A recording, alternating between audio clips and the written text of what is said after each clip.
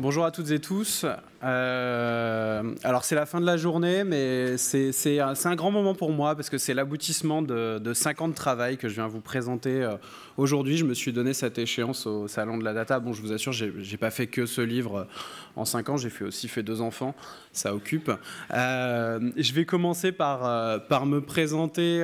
Samuel Goeta, je suis cofondateur de la coopérative Data Activist, qui est un des membres de Data Publica. Je suis aussi maître de conférences associé à Sciences Po Aix en sociologie et je suis aussi cofondateur d'une association qui s'appelle Open Knowledge France qui anime madada.fr, la plateforme pour le droit d'accès aux documents administratifs. En venant à Nantes, je me suis rendu compte de quelque chose parfois un peu désagréable, c'est que en fait je suis un vieux briscard de l'open data maintenant. J'étais venu à Nantes en 2016, à l'époque où le salon de la data était le salon de l'open data. J'étais là aussi en 2012, à l'époque de la semaine européenne de l'open data. Qui était là la semaine européenne de l'open data? Je suis tout seul maintenant. J'étais là en 2010 à la rencontre de Rennes, qui était l'European Open Data Week. C'était une journée en tout cas, à Rennes. Et c'était une rencontre fondatrice de l'open data. Et en fait, entre-temps, le paysage de l'open data a énormément changé. En fait, il y a près de 10 ans, quand on était par exemple en 2012 ici, la semaine européenne de l'open data, l'open data à l'époque, c'était des prototypes, des expérimentations, des usages qui fonctionnaient que dans un seul territoire. C'était souvent de la prospective, c'était parfois du bricolage. C'était pas forcément enthousiasmant, mais l'idée était intéressante. En tout cas, c'était pas forcément enthousiasmant en termes d'usage. Et il y a pas mal de gens qui sont passés à autre chose. Alors certains sont restés quand même sur les sujets de la data en général. D'autres se sont intéressés à l'intelligence artificielle. D'autres sont partis plus loin sur les terres éloignées du NFT, du métaverse. Et d'autres se sont même mis à la permaculture. Et pourtant, je pense qu'ils ont loupé quelque chose en passant à autre chose. Parce qu'en fait, entre-temps, les usages de l'open data, ils se sont massifiés. L'open data est devenu grand public. Ça nous arrive dans nos présentations chez Data Activist, on commence souvent par les 10 choses incroyables qui ne seraient pas arrivées sans l'open data. Et là, je vais vous parler de choses très concrètes. Je pourrais vous parler de Pokémon Go. Si vous y jouez, en fait, l'emplacement des Pokémon rares, il est déterminé à partir des données d'OpenStreetMap. Pour information, c'est dans les espaces verts et à proximité des cours d'eau. Certains se sont amusés à vandaliser OpenStreetMap. Pour ça, ne le faites pas. Si vous avez acheté un appartement ou une maison, peut-être que vous avez utilisé les données des valeurs foncières qui vous donnent le prix des biens immobiliers. Donc il y a la carte qu'a fait Etalab, il y a aussi ce qu'a fait Meilleurs Agents, et ça vous permet de savoir les prix des biens immobiliers vendus sur les 5 dernières années, et ça vous aide à savoir si l'offre que vous avez faite est intéressante ou non. On pourrait aussi vous parler de Yuka, l'application Yuka, qui au départ est née des données d'Open Food Fact. Je pourrais vous parler aussi d'Open Food Fact, qui a joué un rôle déterminant dans le calcul de l'algorithme du Nutri-Score. Donc en fait, en termes d'impact, c'est extrêmement massif. Et puis, parce que j'aime bien être quand même si je suis un vieux briscard dans l'air du temps, je pourrais aussi vous parler de ChatGPT et d'OpenAI qui ont entraîné GPT 3.5 avec les données ouvertes de Common Crawl, qui est une base de données assez massive sur tout le texte de plusieurs milliers de pages web. Donc on a tout un tas de cas d'usage qui sont en fait dans le quotidien des gens. Ce que j'essaye de montrer à travers ce livre, donc qui paraîtra en novembre, c'est qu'en fait, l'open data, c'est plus que des usages massifs, et c'est déjà important de le dire, c'est une technologie démocratique, et c'est ce que j'essaye de défendre dans ce livre. En fait, la question que je me pose depuis plusieurs années, c'est comment est-ce qu'on peut faire pour mettre les données ouvertes au service des citoyens et de la démocratie? Et l'autre question, c'est de se dire, est-ce que l'open data, c'est vraiment un contre-pouvoir? En fait, je me rends compte que cette question du rôle démocratique de l'open data, elle a tendance à être parfois un peu délaissée, oubliée par d'autres promesses en matière d'innovation ou de transformation des administrations. Et pourtant, l'open data, dans ses principes essentiels, c'est quelque chose d'assez essentiel pour la démocratie, c'est quelque chose d'important. Parce qu'en fait, en ayant accès aux données, si on a accès à la matière première de l'information et du savoir et qu'on peut la réutiliser librement dans toute sa précision, Potentiellement, on est en capacité de refaire les calculs, de contester une décision, mais aussi de proposer de nouvelles interprétations. Et pour moi, ça, je pense que c'est essentiel dans une démocratie. Je parle en fait de l'open data comme un outil de la contre-démocratie. Vous avez peut-être déjà entendu ce terme qui vient de Pierre Rosanvallon. Il explique, Pierre Rosanvallon, que la contre-démocratie, elle ne s'oppose pas à la démocratie. Au contraire, elle l'enrichit. La contre-démocratie, elle est là pour la conforter, elle est là pour vérifier si les décisions qui sont prises en notre nom répondent à un motif d'intérêt général. La contre-démocratie, c'est toute forme de mobilisation qui permettent de s'assurer si une décision qui était censée être basée sur des faits objectifs l'est réellement. Et il y a des exemples qui permettent de le montrer, ça. Je pourrais vous parler, par exemple, du cas du passage aux 80 km/h. C'est un exemple que j'aime bien citer. Vous vous souvenez du passage aux 80 km/h, c'était en 2017, il me semble. Le Premier ministre, à l'époque, Édouard Philippe, avait dit que c'était basé sur une expérimentation sur 3 tronçons test. Il y en avait un dans Lyon, près de chez moi. Et sur ces tronçons test, ce que disait le Premier ministre, c'est que ça avait fait baisser l'accidentologie.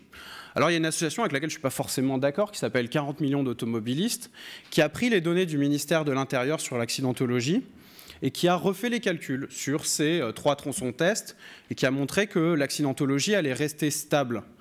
Alors, on pourrait se dire, c'est un bon exemple de comment l'open data est un contre-pouvoir.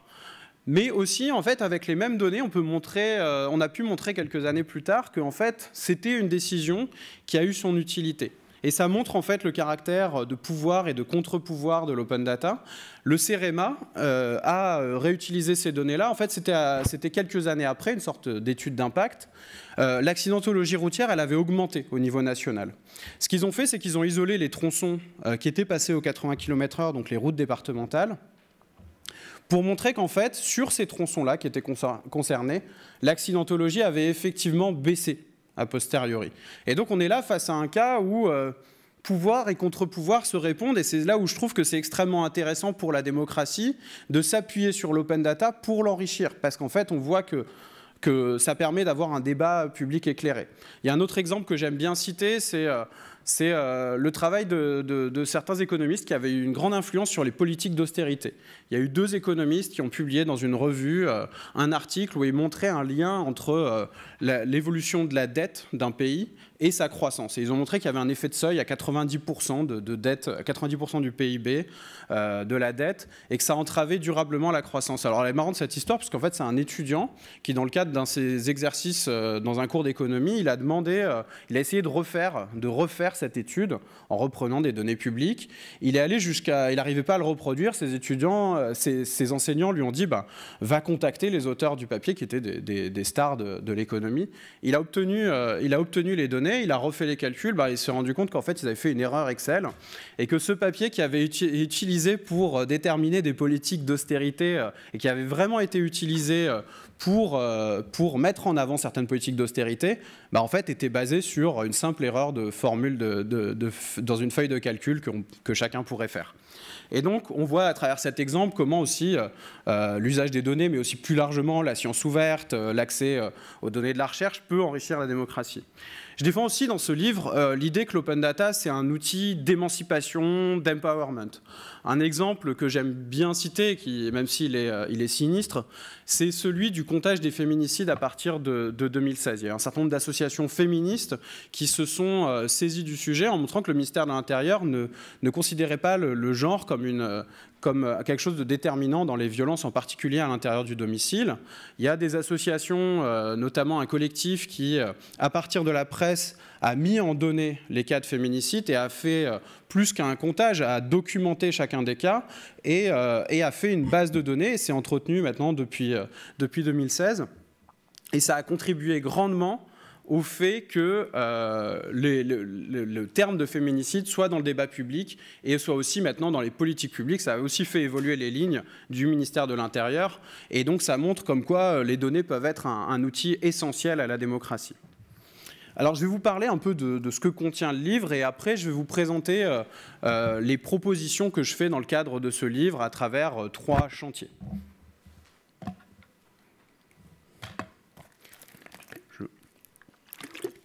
Alors la première partie, c'est de revenir sur la naissance et l'émergence de l'open data. En fait, je rencontre dans mes activités chez Data Activist beaucoup d'acteurs de l'open data qui ne connaissent pas nécessairement les origines de l'open data, et j'ai envie de vous dire, c'est pas bien grave.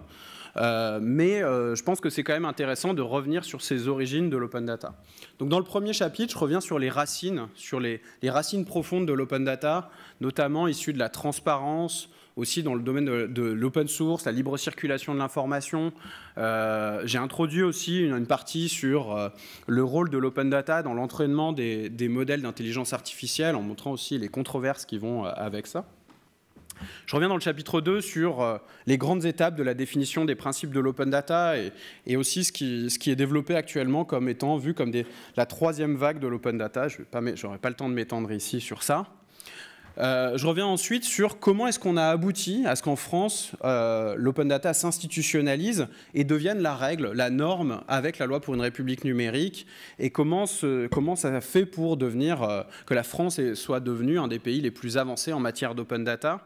Et je fais à la fin de cette première partie, un focus sur la pandémie, qui pour moi a été un moment charnière pour l'open data, d'une part parce qu'en fait, nos vies étaient déterminées par des données, par des chiffres, et qu'en fait l'accès et la libre réutilisation de ces données étaient essentiels pour que les gens comprennent, débattent des décisions, et aussi parce que ça a été un moment de relance des politiques d'open data, quand il y a eu un peu un essoufflement, et même plus largement, ça ouvre la possibilité que l'open data joue un rôle dans les crises. On l'a vu sur la crise énergétique, on l'a vu aussi sur la crise en Ukraine, où il y a plein de données qui ont été mobilisées issues d'open source intelligence. Donc je reviens sur cette partie-là. La deuxième partie du livre, c'est en fait, en ayant ce recul-là historique, c'est de faire un bilan critique des principes des politiques d'open data. Avec maintenant, on a 10 ans de recul et la loi pour une république numérique date de 2016, donc on a un peu de recul pour faire ce bilan-là. Dans le chapitre 5, je reviens je reviens dans cette partie-là sur les 3 grandes promesses de l'open data. La transparence, l'innovation et la modernisation de l'administration. Sur la transparence, je montre qu'il y a un renouvellement en demi-teinte. Je présente souvent l'open data comme la tour de Pise. Alors pourquoi la tour de Pise? Parce que la tour de Pise, l'open data en France, c'est quelque chose qui attire des gens du monde entier. Au Salon de la Data, il y a des délégations qui viennent régulièrement et qu'en fait, on est en tête des classements. C'est un très bel édifice, l'open data en France, et il y a plein de raisons de s'en réjouir. Mais par contre, est-ce que vous savez pourquoi la tour de Pise, elle penche? Alors peut-être que si vous êtes allé à Pise, vous le saurez, c'est parce que ses fondations sont instables. Et l'open data, pour moi, c'est un peu la même chose. C'est un très bel édifice aux fondations instables. Et ces fondations, c'est le droit d'accès aux documents administratifs, c'est la transparence de l'action publique. On voit que le droit d'accès aux documents administratifs est très régulièrement rogné et peu connu, contourné très largement, et qu'en fait, c'est une très grande faiblesse dans les politiques d'open data. Je reviens aussi sur le bilan en matière de croissance et d'innovation. Pourquoi je fais ce bilan-là dans un livre sur la démocratie? Parce qu'en fait, les politiques d'open data, elles tiennent sur plusieurs piliers. Elles ne tiennent pas que sur leur pilier démocratique, et qu'aussi, en fait, quand on étudie la relation des entreprises avec les données ouvertes, elles vous font remonter des choses qui sont extrêmement intéressantes, notamment en termes de qualité et de fiabilité des données ouvertes, qui sont des problèmes qui persistent. Aussi les questions liées à la documentation. Et ce que je montre, c'est qu'au départ, il y a eu des promesses qui étaient démesurées de croissance et d'innovation. Je ne sais pas si vous vous souvenez de ces études de la Commission européenne qui montraient 2-3% du PIB qui pourrait venir de l'ouverture des données. C'était un peu délirant, et le problème, c'est qu'il y a des acteurs, notamment dans les collectivités territoriales, qui ont basé des décisions de s'engager sur l'open data à partir de ça et qui n'ont pas vu les emplois arriver. Il y a tout un tas de réussites qui ont été faites dans le domaine des entreprises, mais ces entreprises, en tout cas, ont du mal à bâtir un business model sur des données dont on peine encore à identifier la fiabilité et dont on ressent encore des problèmes de qualité. Ensuite, je reviens sur l'impact de l'open data en matière de transformation des administrations. En fait, il y a un impact qui est vraiment qu'on peut montrer en matière de transformation des administrations, et toutes les collectivités qui ont fait de l'open data peuvent vous le raconter, et je donne plein d'exemples sur comment ça a changé leur fonctionnement.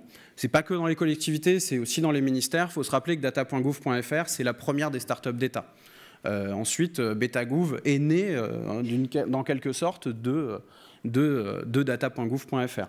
Mais dans les collectivités, globalement, c'est un projet très structurant en termes de culture numérique, en termes de désilotage des administrations, en termes de collaboration aussi avec la société civile et avec les citoyens. Et donc, je montre un peu ces différents impacts sur la transformation des administrations. Alors, c'est un bilan qui est en demi-teinte, hein, c'est un bilan qui est critique. Bon, je ne vais pas terminer là-dessus parce que ce n'est pas très enthousiasmant. Je termine sur la troisième partie avec des alternatives et des pistes d'action. Je montre 4 stratégies alternatives pour obtenir des données. Je parle de comment le droit d'accès aux documents administratifs est mobilisé par des associations, ce qu'on appelle aussi le scrapping, l'extraction de données pour, par exemple, la CIMAD qui fait ça pour connaître les délais dans les préfectures pour obtenir un rendez-vous pour les migrants. Je parle aussi de comment est-ce qu'on fait pour collecter une base de données à partir des informations disponibles dans la presse ou sur le web, ou toutes les dynamiques de crowdsourcing. Donc ça, c'est dans le chapitre 8, et je termine sur 3 chantiers que je vais vous présenter assez brièvement, sachant qu'il me reste 9 minutes. Alors ces 3 chantiers, le premier, c'est d'obtenir les données qui manquent. Alors en France, on a quand même des politiques d'open data qui sont assez solides, donc sur plein de sujets, on a les données, mais il en reste encore qui manquent, et notamment, on voit émerger une fracture territoriale qui est importante, notamment avec les plus petites collectivités qui ne sont pas engagées, mais il y a aussi des pans de l'action publique qui ne se sont pas investis de l'open data et de leurs obligations. Je pense par exemple aux hôpitaux.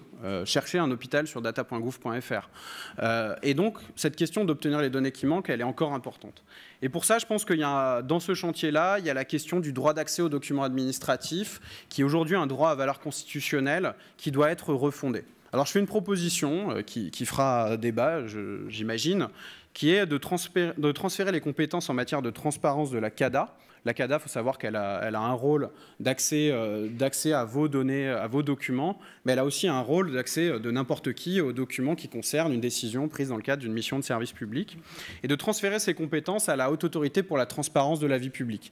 La Haute Autorité pour la transparence de la vie publique, elle est connue, elle est parfois redoutée des élus, et ne serait-ce que dans son nom, elle a une mission de transparence que parfois la CADA, par pusillanimité, n'a pas, et manque parfois un peu d'audace dans la manière dont elle fonctionne. En tout cas, CADA ou pas, institution ou pas, la question, je pense qu'aussi, c'est pour certaines administrations qui sont systématiquement réfractaires à un droit qui a valeur constitutionnelle, comme le droit d'accès, c'est aussi d'ouvrir la possibilité de faire des sanctions. Il y a un point aussi, c'est que les acteurs publics n'ont pas toutes les données. Enfin, il ne faut pas être dans cette illusion, il leur en manque, et on en a beaucoup parlé lors des différentes tables rondes dans cette salle Data Publica et dans l'autre salle. Et il y a cette question des données d'intérêt général. Il y a les acteurs privés qui détiennent des données, et à certains moments, c'est important qu'on puisse y accéder. Donc, dans les propositions que je fais, c'est de renforcer le cadre légal des données d'intérêt général. On parle beaucoup d'altruisme de données. Est-ce qu'à un moment, sur certains sujets qui sont prioritaires, ça avait été évoqué par le rapport Sitterman en 2015, est-ce qu'il ne faut pas aller jusqu'à de la réquisition dans certaines conditions, ce qui est possible pour certains motifs d'intérêt général, de créer des coopératives de données. Je donne l'exemple des prix des produits alimentaires, sachant qu'avec les cartes de fidélité et la portabilité des données, on peut aller beaucoup plus loin que les paniers que font les organismes statistiques, mais savoir l'évolution de la compote Andros aux abricots, en fait, quelle est son évolution du prix, avec les cartes de fidélité et en mettant des coopératives de données, on peut faire ces choses-là.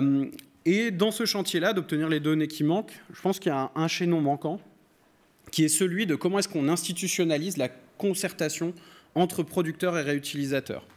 Et je fais la proposition d'étendre des missions qui sont actuellement dispersées ou sectorielles au CNIS ou au CNIJ dans un Conseil national de la donnée qui parfois pourrait jouer un rôle de haute autorité de la donnée pour aller rappeler à leurs obligations certains acteurs ou éviter certains manquements et surtout organiser ce dialogue entre producteurs et réutilisateurs qui, je montre à travers plein d'exemples, manque tant. Aussi, il y a un vieux débat qu'il faut relancer sur comment est-ce qu'on étend le service public de la donnée sur certaines données essentielles. Comment est-ce qu'on crée aussi, en s'inspirant de la science ouverte, des plans d'ouverture sectoriaux. On parle du plan national de la science ouverte. Est-ce qu'on ne pourrait pas faire la même chose sur la mobilité? Il y a des feuilles de route qui sont faites dans chaque ministère, mais elles sont faites généralement en chambre. Est-ce qu'on ne pourrait pas aussi être dans une démarche beaucoup plus de concertation en le rapprochant aussi d'un vieux sujet qui est celui du gouvernement ouvert, dont force est de constater qu'en France, on ne s'en est pas vraiment saisi. Donc ça, c'est le premier chantier. Le deuxième chantier, je vous en ai un petit peu parlé là auparavant, c'est d'améliorer la qualité et la fiabilité des données ouvertes. Et avant ça, je pense qu'il y a une question à se poser, c'est qu'est-ce qui se passe dans des périodes d'alternance ou dans des périodes où les données disparaissent. Ça arrive des fois, tout simplement, que sans vraiment le vouloir, un acteur va mettre en ligne, va mettre à jour les données, un producteur va mettre à jour les données et va écraser les versions précédentes. La question de l'archivage, elle est essentielle. Alors il y a Christian Quest qui, de manière bénévole, a essayé d'initier tout un travail qui est très intéressant sur l'archivage. Mais je pose des préconisations sur comment est-ce qu'on pourrait institutionnaliser cette question-là dans les politiques d'archivage. Pour pérenniser l'ouverture aussi, je pense qu'il y a un enjeu, c'est que les producteurs de données ouvertes et les réutilisateurs ont des intérêts communs. C'est-à-dire que l'open data est régulièrement remise en cause, on en a parlé ici. Et en fait, à un moment, il y a un plaidoyer commun à porter, mais il y a aussi des actions à porter qui vont rassembler producteurs et réutilisateurs, ce qui, à mon avis, est encore un chaînon manquant. Est-ce qu'il n'y a pas la place pour une organisation d'intérêt général qui va rapprocher producteurs et réutilisateurs? Ça pourrait être le rôle d'Open Data France, ça pourrait être le rôle d'une autre organisation. Relancer le rôle aussi de l'administrateur général des données, qui le rapport Botorel a montré, a encore beaucoup à faire. Je fais tout un tas de propositions aussi sur comment est-ce qu'on peut créer des incitations à l'amélioration des données. Par exemple, il y a des choses toutes simples à faire. C'est de faire une sorte de livret d'or sur data.gouv.fr, de livre d'or quand vous réutilisez des données. À l'heure actuelle, sur data.gouv.fr, sur les portails d'open data, on connaît très peu les usagers. On voit les grosses réutilisations, une application, un service connu, mais en fait, on ne voit pas tous les usages qui passent un peu sous le radar, telle personne qui utilise un exposé, telle entreprise qui l'intègre dans son système d'information. En fait, mettre un livre d'or sur un portail open data, ça ne coûte rien, et ça permettrait de mieux montrer quel est l'impact de l'open data et de mieux connaître les usagers, ce qui à l'heure actuelle est un impensé de l'open data. Il y a un sujet qui est extrêmement important, c'est comment aussi on intègre l'open data dans les fiches de poste des agents. L'open data, à l'heure actuelle, ça repose sur les bonnes volontés de quelques agents qui doivent trouver un peu de temps et convaincre leurs élus. Et à un moment, il faut aussi que ça rentre dans le fonctionnement habituel de l'administration. Je ne vais pas m'étendre trop sur les propositions. Je voudrais développer le dernier chantier, qui est celui de développer la culture des données.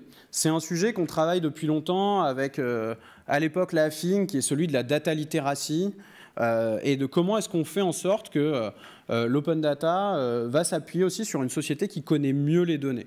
À la création de Data Activist, on avait cette conviction que l'accès aux données ne suffit pas. Le risque, en fait, si on ne fait pas des actions qui développent la culture des données, c'est de donner plus de pouvoir à ceux qui en ont déjà. C'est ce qu'avait montré Michael Gourstein déjà il y a très longtemps, en 2012. Et en fait, la médiation des données, c'est quelque chose qu'on a intégré dès le début dans l'activité de Data Activist parce qu'on pense que c'est essentiel. Alors, on a repris des propositions qui avaient été faites par l'AFIN dans le cadre d'Open Data Impact, notamment sur comment est-ce qu'on place les données au cœur des politiques publiques. Je vais vous parler peut-être des propositions qui sont un peu nouvelles dans ce livre. C'est aussi comment est-ce qu'on peut développer une culture critique des données. C'est-à-dire que dans un environnement où les données servent de plus en plus à la décision, comment est-ce qu'on fait pour prendre du recul sur ces données-là? Et je pense qu'il y a quelque chose à faire sur les concertations, utiliser les données comme un outil du débat public. Il y a eu des initiatives, par exemple à Toulouse, sur la 3e ligne de métro. La CNDP s'en était saisie il y a quelques années, ça a complètement disparu et il y aurait vraiment des choses à faire. Et pourquoi on ne le fait pas? C'est des choses que j'essaie de pousser. Comment est-ce qu'on développe aussi plus largement ce qu'Hans Rosling a appelé la factualité? C'est-à-dire comment est-ce qu'on lutte contre nos biais face à la prolifération des données? Et après, je pense qu'il y a un combat qui est essentiel, qui est de former massivement aux données et de former une partie importante de la population. Il y a cette vieille idée des infolabs qui, à mon avis, avait toute sa pertinence. Pourquoi pas intégrer aussi les données ouvertes dans les médiathèques ou dans les programmes scolaires? Je fais des propositions dans ce sens et je vous inviterai à les lire dans le livre. Je termine sur le fait que, donc, avec mon éditeur, CNF Édition, qui est une maison d'édition très engagée sur le sujet des communs et de la réflexion sur le numérique, on lance aujourd'hui une pré-souscription qui est ouverte aux participants du salon avec un tarif préférentiel de 22 € pour recevoir le livre début novembre. Et vous aurez aussi le plaisir plaisir de lire, j'espère que le livre sera dans quelques temps en accès libre, mais vous pourrez lire aussi en accès libre la préface d'Axel Lemaire de ce livre. Et donc, je vous invite à le commander dès aujourd'hui et pour aller plus loin dans quelques éléments que je vous ai présentés. Je ne pense pas qu'on ait le temps des questions.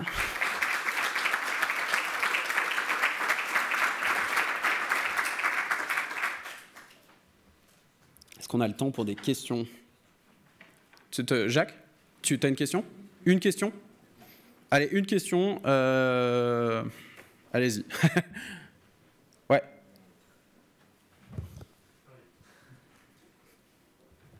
Merci beaucoup. J'avais juste une question sur le sujet des IA génératives où j'étais dans une précédente conférence. Est-ce que les IA génératives peuvent permettre de structurer des bases de données potentiellement en open data? Alors oui, les IA génératives, elles font déjà pas mal de choses avec des données ouvertes, par exemple, pour aider à documenter des données. Après, avec tous les biais et erreurs qu'on peut constater, mais on constate quand même qu'elles sont assez puissantes, notamment pour aider à la documentation des données qui est un parent pauvre.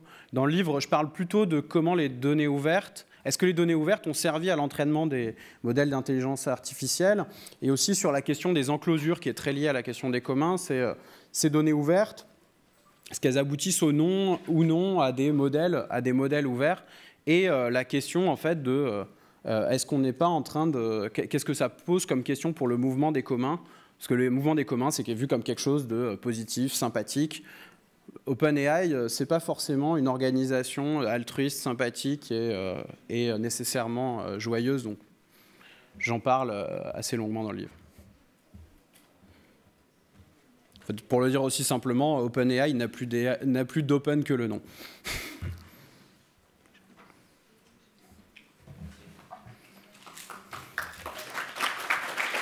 Merci beaucoup.